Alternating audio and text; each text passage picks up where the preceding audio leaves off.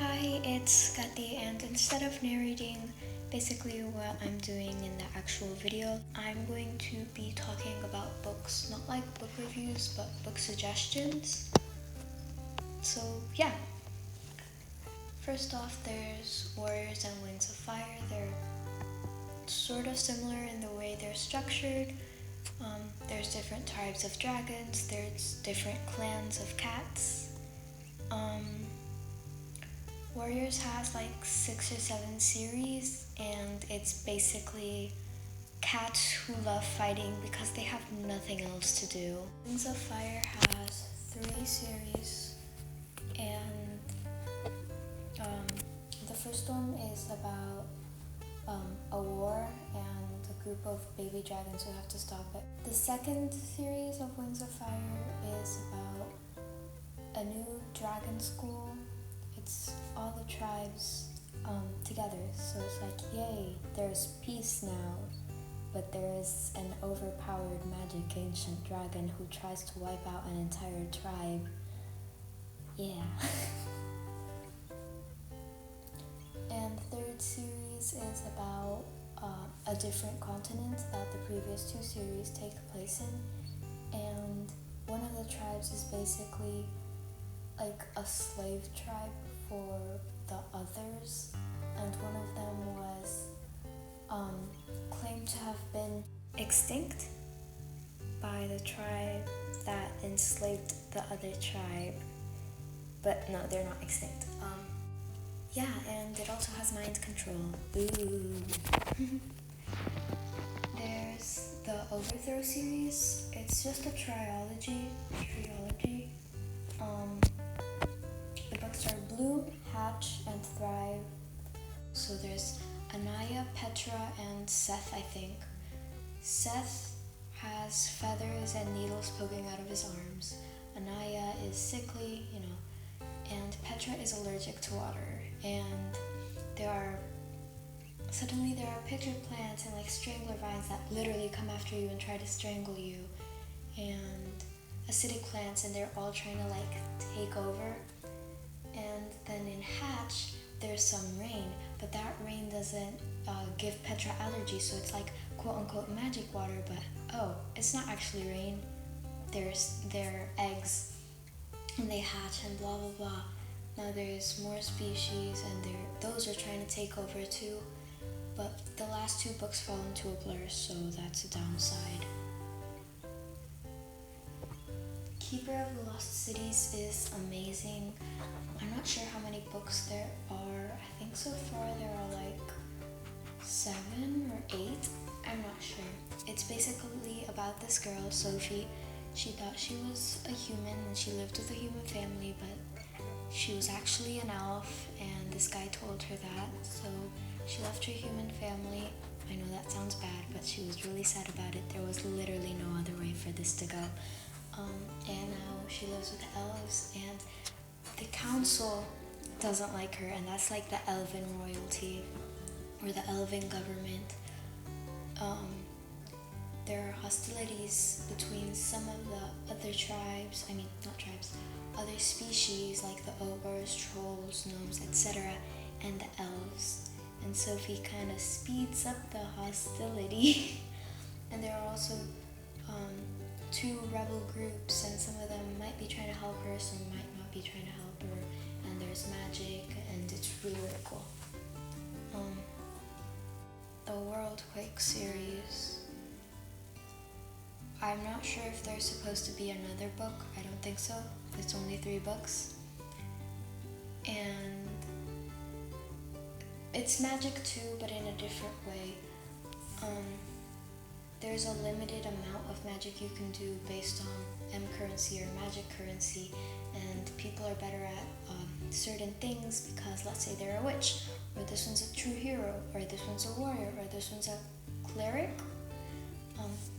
Yeah, and there are some people who burn books up and try to take energy from the last editions of books because people's imaginations have been poured into that when they wrote it and when they read it.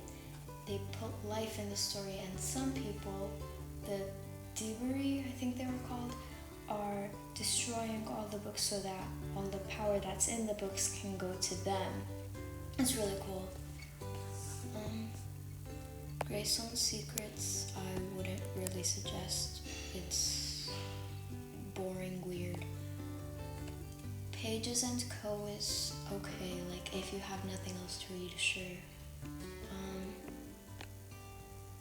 Let me see. The Dragon with a Chocolate Heart is cool. It's only one book, it's not a series. It's okay, it's good, it's cool. It's about this girl. She's a dragon. No, it's not cringy, not really. And she lives with the dragon family, but she wants to go outside and she meets this guy, and this guy's like, oh, hi, please don't eat me, dragon. And as a sort of bribe or as a peace offering, that guy makes hot chocolate, and the dragon's like, that smells good, and he adds spices and all that stuff to it. And it turns out that that guy was a food mage. So now, because I think her name was Aventurine, because the dragon Aventurine drank the hot chocolate, and because it had magic in it, now she's a human girl, and she tries to get hired for chocolate houses, and she has to try to figure out how to become a dragon again too, because her family is attacking the kingdom because they can't find her. The Girl Who Could Not Dream. That one's really, really cool. The name explains itself. It's about a girl who can't dream, like never had a dream. It's literally impossible for her to dream. And her parents own a bookstore, but secretly they also own a dream store in their house, and basically they bottle dreams and they sell them, and they also give out dream catchers to rid people of bad dreams, and when they return the dream catchers, they have cool dreams to sell or to experience themselves. And Sophie, the main character of the book, the one who can't dream, she drank a dream once. That's like how the story starts, and she brought something in the dream to life, and like no one else can do that. And there's this guy, and he ruined the bookstore. He snuck into Sophie's house while she was at school, and now all the books are ruined. A bunch of the really scary nightmare dreams are stolen. The distiller, I think the thing they use to put the dream catcher dream into an actual bottle dream, is stolen too. Her parents are missing, and she has to try to find them all back. And some people from her school are missing too. The Memory of Forgotten Things, I think it's called, is pretty good too. The Girl Who Drank the Moon, that one's really cool too. I mean, not really cool, but it's good. It's a good book. There is a witch and a town, and the people in the town think that they have to sacrifice a baby every so often to the witch in the woods. So they leave a baby out every so often, and the witch, which they've never actually met, is like, why are these people sacrificing their babies? And she just takes care of them and gives them to families in other towns.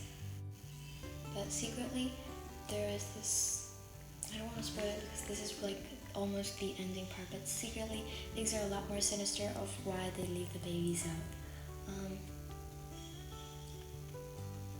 Spark, it's by the same author who wrote The Girl Who Could Not Dream. And in Spark, there's this country, I don't remember the name, but in that country, there's some people let me rephrase it like this. In that country, there are some beasts, and those beasts can control the weather. For example, there's lightning, there's rain, there's sun, there's snow, there's wind, I think. There's all of that. And there's this girl, and she got a beast, and she's sort of shy, she's really quiet, she barely says anything, she lives on a farm, and she gets a lightning beast, and you're supposed to get the type of beast that matches your personality, and lightning beasts are daring and wild and crazy. So she leaves to go to the school for the lightning beasts, and she finds out that all the other countries in the world have a bunch of hurricanes because of the effects of the beasties and the weather control, and everything's really bad now. Castle Hangnail is really cool. I like the author's name. It's Ursula Vernon, and it sounds like Ursula Venom. And it's like, ooh, a sinister name, ooh, a sinister medieval book. It's cool. It's about this girl and she has magic. It's not weird. It's not weird. And she goes to Castle Hangnail, and Castle Hangnail needs a master. It needs a mistress. It needs someone to take care of the castle, because or else the guild is going to decommissioned or something, like suck the magic out of the castle. So she goes there and tries to take over and curses some people, does some things to claim ownership, but there's someone else goes along. That's cool. Read out of my mind. Read it right now. It's about this girl and she has an issue. A disability, I don't remember the name. Something, but she can like barely move. So she can't really speak, she can make noises, and can sort of move her arms. So I think she hangs around in a wheelchair, and she's like really smart, but no one's like willing to give her a chance. And there's this competition, and it's like nationwide or something. Nationwide is on your side. No, okay. So it's like a national competition, and she qualifies for it, and she tries to do everything she can to get into it, but people have a lot of prejudice and stuff.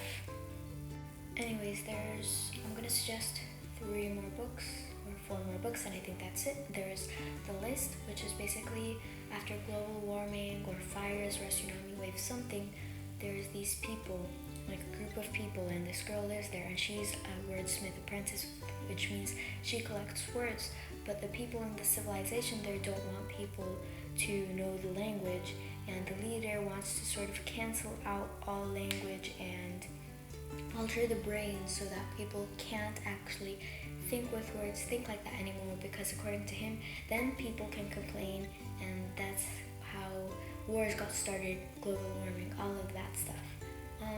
Not a unicorn, it's really weird, and there's this girl, and she has a unicorn horn on her head, and she accidentally impaled a guy with it. Yeah! There's Words on Fire, a World War II story. She tries to smuggle books after her parents have been taken away. And there's Lemons. Her dad went away, her mom died, and now she's living with an eccentric old grandpa and finds a guy who's absolutely obsessed. His only joy in life is Bigfoot. So that's all I have to suggest really right now. Bye.